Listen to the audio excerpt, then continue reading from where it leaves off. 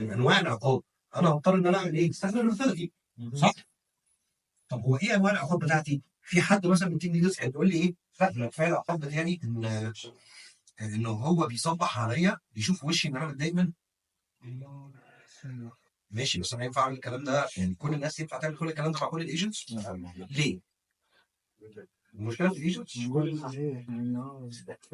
مش كل الناس. ايوه، في ناس بتقول لي هو اصلا الرابور اللي بيني وبين الايجنت ما تخليهوش يتضايق ان انا متضايق، هو اصلا لو شافني متضايق هيفرح. هيجي يزود عليا. هيروح يقفش على زمايلي. هو مش كان عليا انا الدور ان انا اضايقه النهارده؟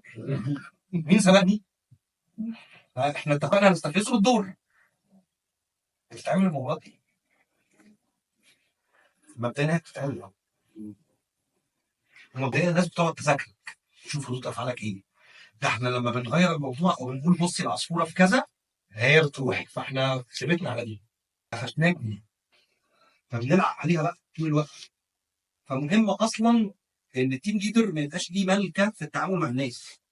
فمن ضمن الرايتس او الحقوق اللي بنفقدها اول ما ناخد البوزيشن ده ان انا كنت لوحدي وبعدين ماسك ناس، الكلام حريه.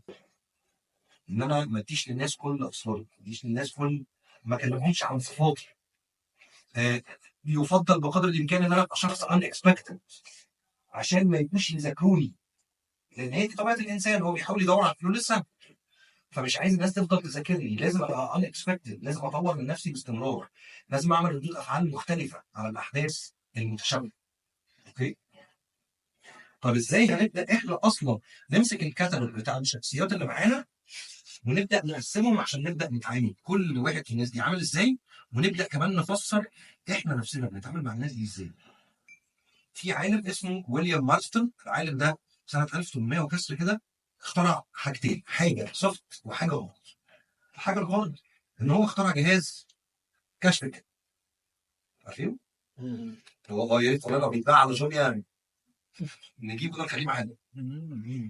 وكمان طلع نظريه جديده في تقسيم انماط الشخصيه.